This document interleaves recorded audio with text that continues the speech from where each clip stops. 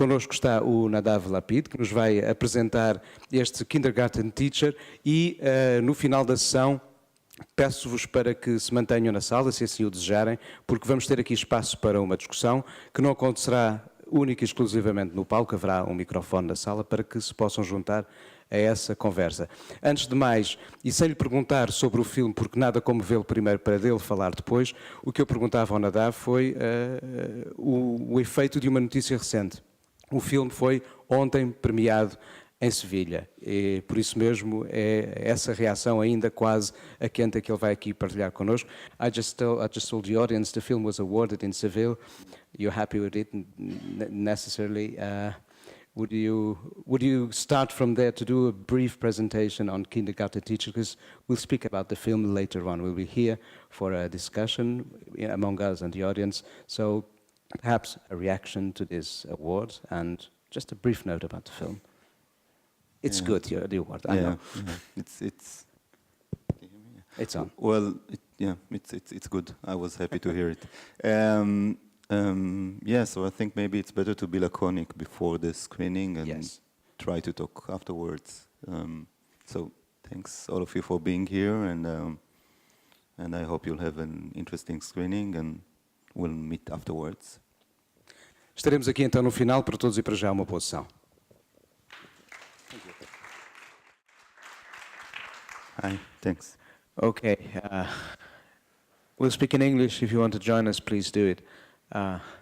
Quite unusual to have a close shot of a foot for a first image of a film, just to decompress. A closure of what? Yeah, it's a close-up of a foot. Yeah. It's an opening shot, quite unusual.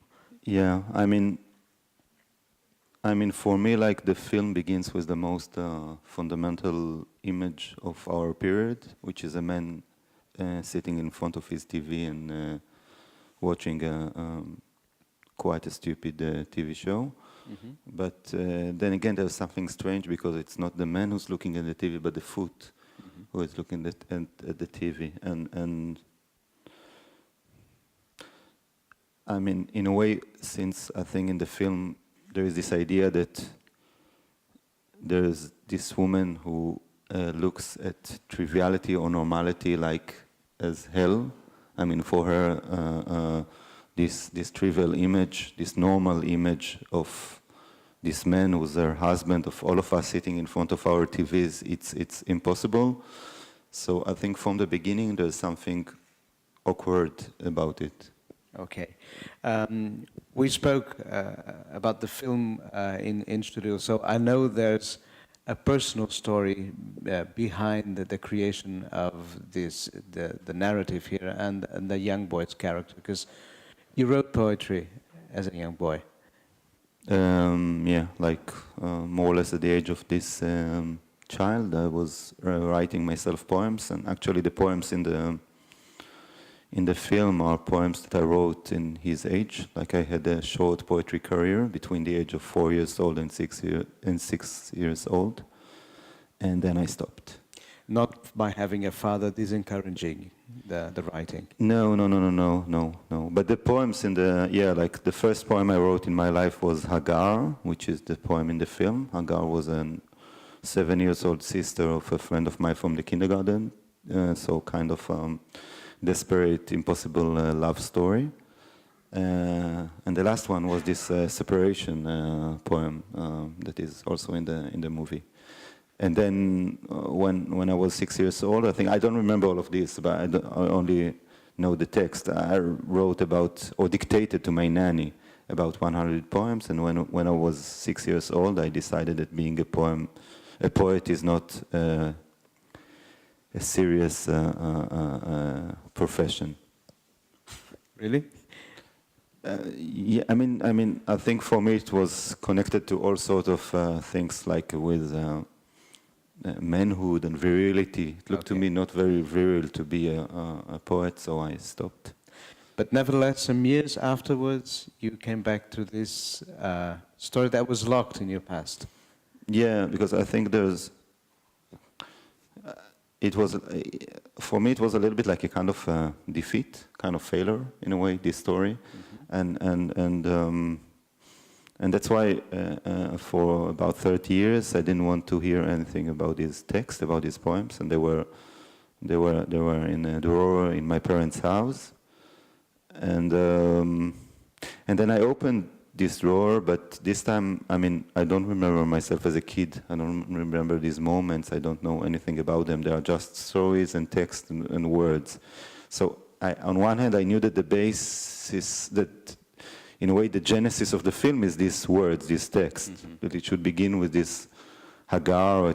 But on the other hand, it was clear to me that it shouldn't be the story of a poet kid, which it could have been, kind of, I don't know, Billy Elliot or something like this, but it should be the story of the kindergarten teacher. I mean, it should be, in a way, the main character is not this kid, but the one who has to deal with the words, the one who has to react to the words, the one who has all the desire and all the emotions, but doesn't have the talent to put it on paper. So the mother was a bit like the Leopold Mozart.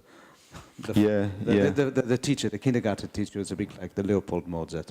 Yeah, there's this film that I don't know if it's good or bad anymore, that Milos Forman has done about Mozart years ago, and there is this guy Salieri who says that the most miserable one is the one who has the desire but doesn't have the talent, or something like this. So it's a little bit. So this film, it will be about the father of Mozart. Yeah. You build up a whole fiction around that idea of reality too. But do you ever see yourself in it, even though it's a total fiction where only the words are real, or only the words came out from yourself? Yeah, I see myself. I mean, I think that traveling a lot with my previous film, that was also here, Policeman. Policia, I think. Policia. Yeah. I always have this anxiety or feeling that, in a way, all of this is dying. I mean, poetry, certain cinema, that it's going against the direction towards which the word society is going. That a little bit like the kindergarten teacher says. We live in a society that hates poets. That if people could have talked frankly and without all this, the things that they must say, they would have said, "We hate poets. We hate poetry. We cannot stand it." So I think that this feeling is in the film, and at the same time, I mean, you cannot just declare war about real life. And also the relation between poetry and real life, it's not just a contradiction, it's also they go together. This is a world where we have boring television programs like the ones we saw in the first shots of the film, or that transforms music into some boring thing by the swimming pool. Yeah, but I don't think that the music in the swimming pool is boring. I think it's vulgar. It's vulgar. It's vulgar. It's vulgar. But there's also something. I think at the end there's also something seducing about vulgarity, and I think that also in the film, I hope that it's not only kind of dichotomy, poetry on one hand, vulgarity on the other, because I think that it's an opposition, but also it's like twin sisters, and they should go together, and they should. And I think that the film is not only we live in the worst age ever, where everything, because there's also something very dynamic and sensual and sexy about this time. Not black and white, the grays always. Yeah, something like this. A little bit like this nanny who's going out of the water. On one hand, she's very narcissistic. On the other hand, maybe she should be narcissistic. She's so impressive and beautiful. So she's going to the camera. Exactly. Alguém quer colocar alguma questão? Faça o favor, se quiserem lançar em português, farei a tradução. I still have more questions. Okay. You seem to have a fond, it's I wouldn't say technical, but a aesthetical one. You have a certain fondness for sequence shots. You use quite a lot of them. You like them, obviously. Is that an option? Of course, it's an option. It's there.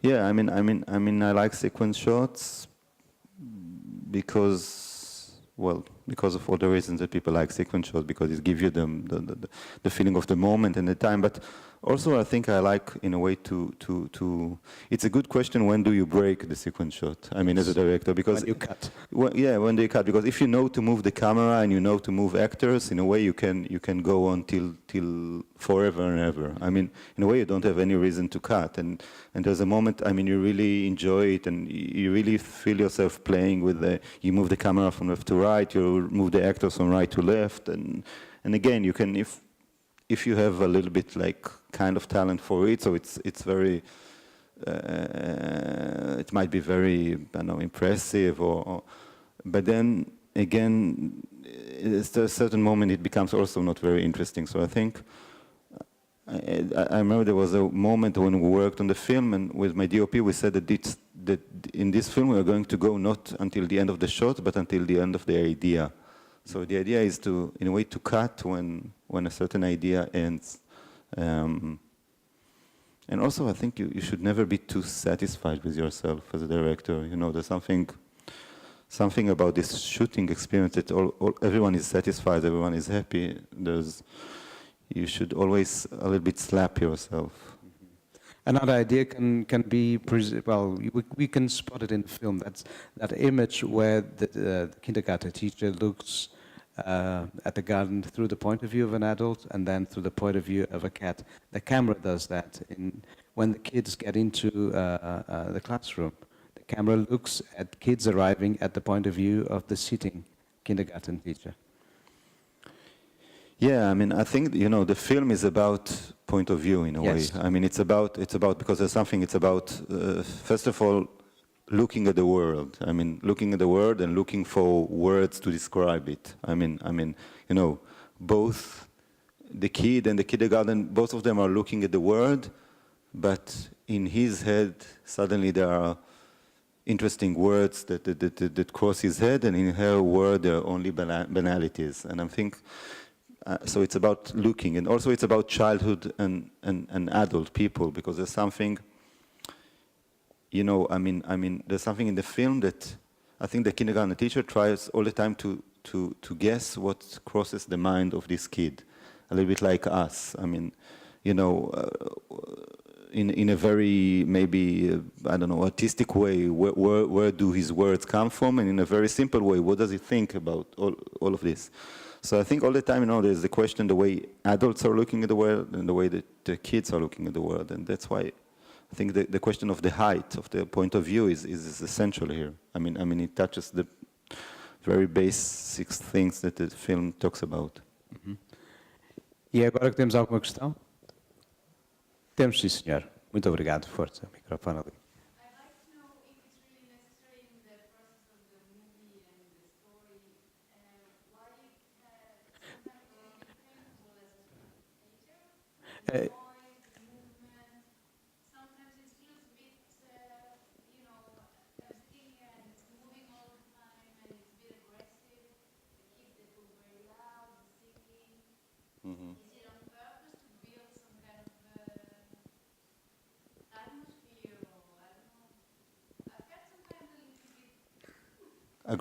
Aggressed by the film.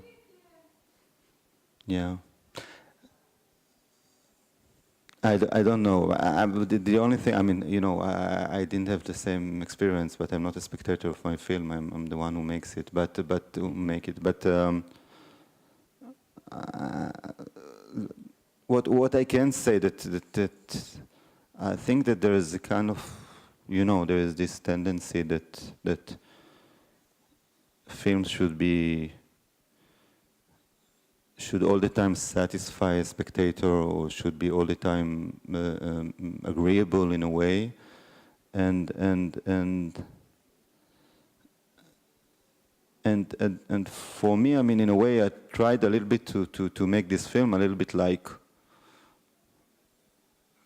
a little bit like modern poetry. I mean, not like classical poetry, but like modern poetry, where there are moments that are poetic, and there are moments that are not poetic at all, and there are moments that are beautiful or classically beautiful, and there are moments that are not beautiful at all, and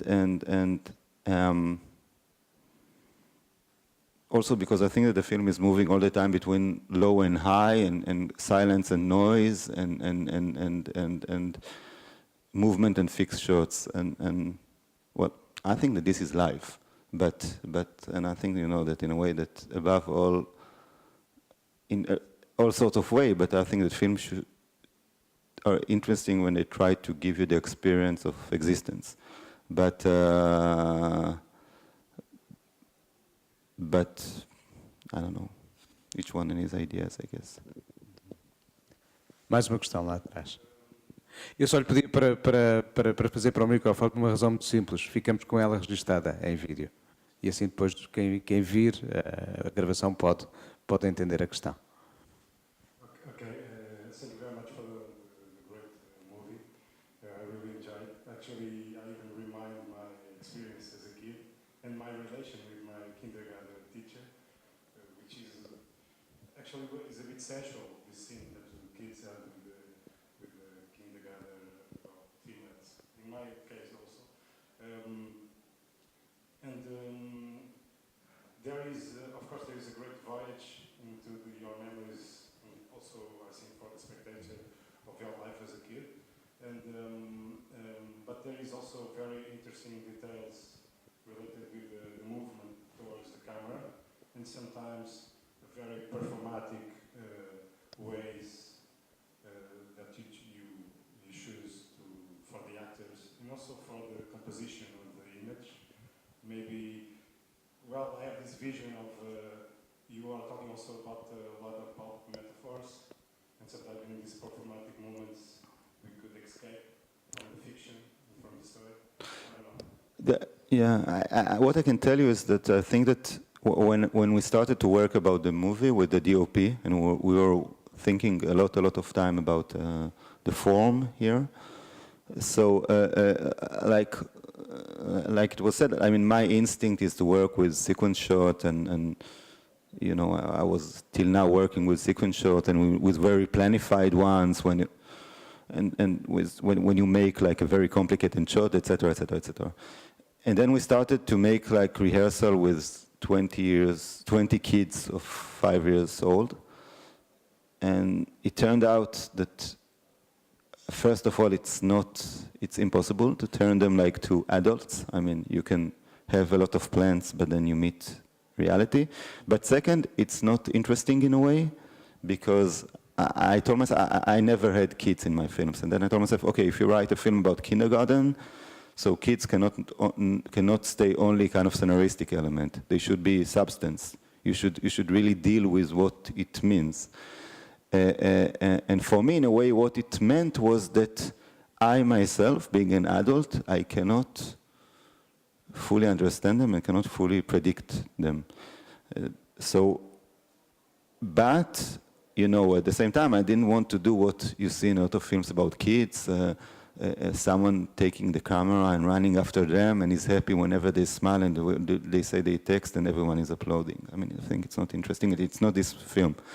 So, in a way, I felt that the film should keep this tension between the camera, which is the order or the attempt to bring about order, or the kindergarten teacher, or maybe myself, and the people who are in front of the camera that sometimes they don't always respect the camera, like they get too close. I mean, the camera, the camera is a kind of people always respect the camera, so there's something decent in not getting too close, but they don't care, they get too close, and they are not in the center of the frame, they are on the side of the frame, or even they bump into the camera.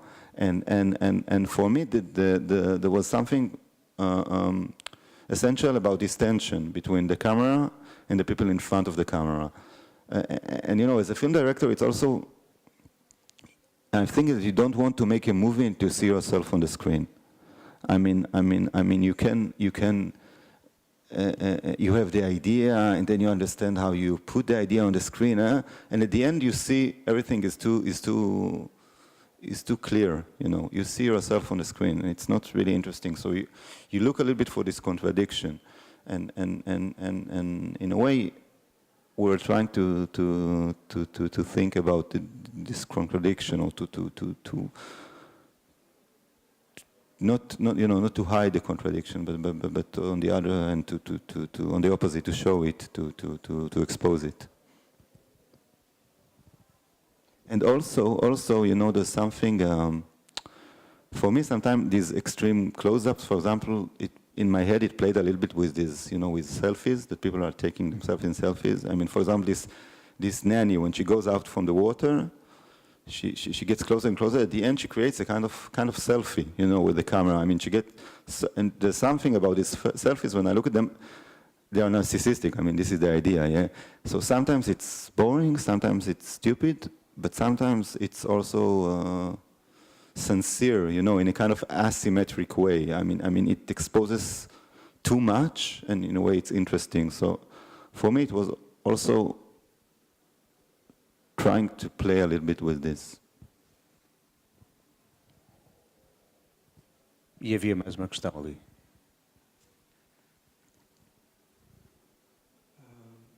In this movie, it seems you presented two kinds of people, which are the people that obviously seek for being comfortable, if it is in front of their TV or whatever, listening to pleasant sounds, even if they're just flat, and the other people that are guided by some kind of discomfort, even if it's simply a discomfort of thoughts, something that makes them wonder about certain things that they want to find them out, that they want to express them. Do you believe that existence itself always bears a certain dose of discomfort? Wow, now I feel like Martin Heidegger. It's a big question.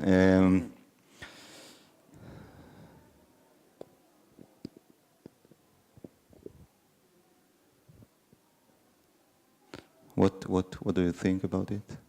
I truly don't know. Let's say that I think that about existence I don't know very well. I mean, in general. Let's say that I think that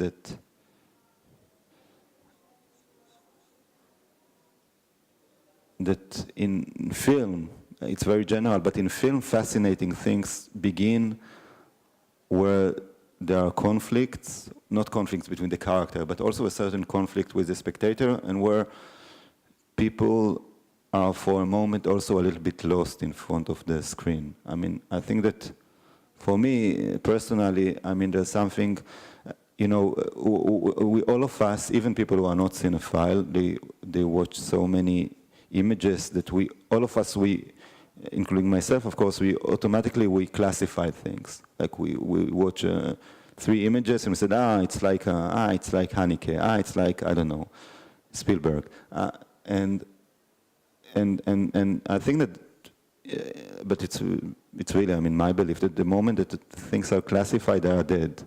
I mean, this is the moment that you stop looking at the thing and you start to look at something, you know, it's kind of an idea of the film, a concept of the film, and not the thing itself. And what I can say that I studied cinema and I heard many not very interesting things in film school, like in all the art school maybe, but the one sentence that I heard and stayed in my mind was said by a guy who was Israeli guy that in the 70s was a kind of artist or video artist, and he said that, well, he said it much better than me, but he said that when we look about paintings on the wall, we have this, all of us, we have this tendency to, how will I say it in English, to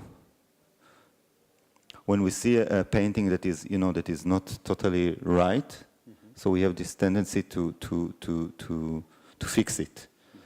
And that if we arrive to hold ourselves for one moment and to look at it without fixing it, interesting things might happen. And I think, you know, there's something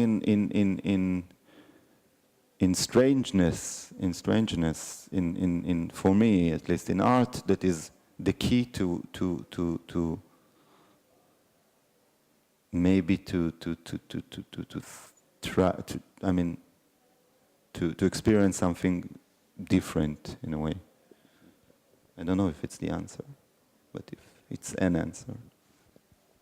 It helps the thoughts to continue after we leave the room. Yeah. Há mais alguma questão? Eu lançava, mesmo assim, uma última ao Nadav. Going back to the early stages of our conversation, the poems that were in a drawer, back then, did you show them ever to anyone, or did you keep them for yourself, meaning they were secret for all these years?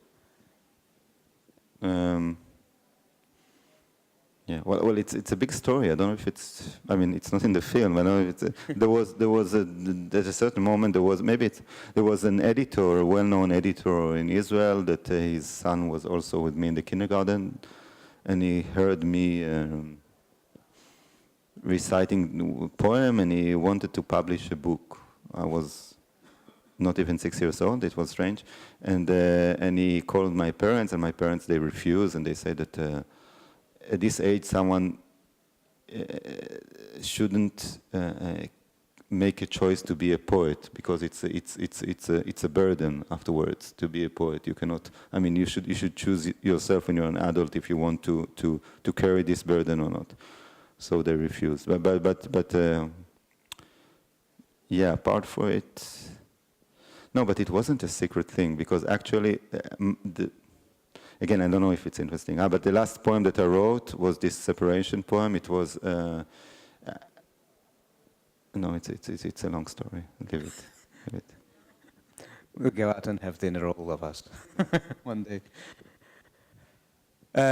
Não havendo mais questões da minha parte, uma continuação de um bom festival, de uma boa noite, e obrigado por terem vindo. Thank you very much. Thanks.